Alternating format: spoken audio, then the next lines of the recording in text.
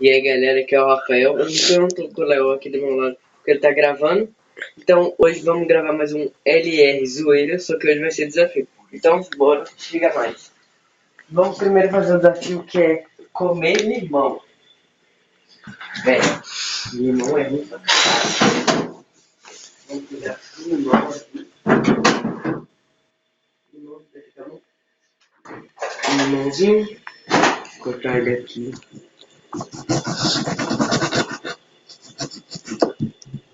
Só com essa metade aqui. Cortar mais um pedaço. Bora comer. Uma delícia.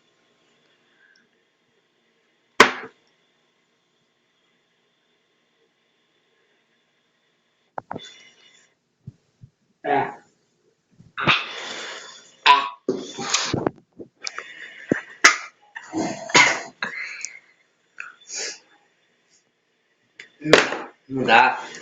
Limão é ruim. Uma dica: não come limão. Limão não é bom.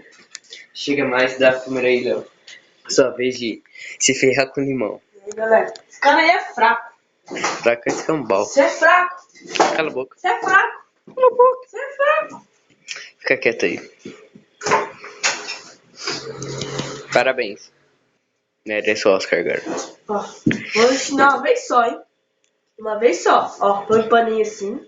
Meio sujo, mas De dia dessa tá preferência limpo, né? Porque esse aqui tá uma limpeza. Reclama não, reclama não.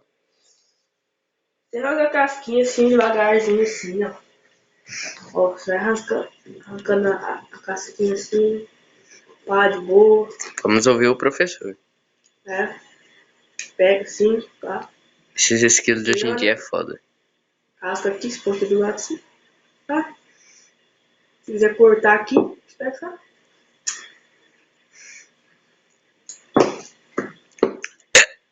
Não for a minha mesa, tá? Delícia de limão, né, velho?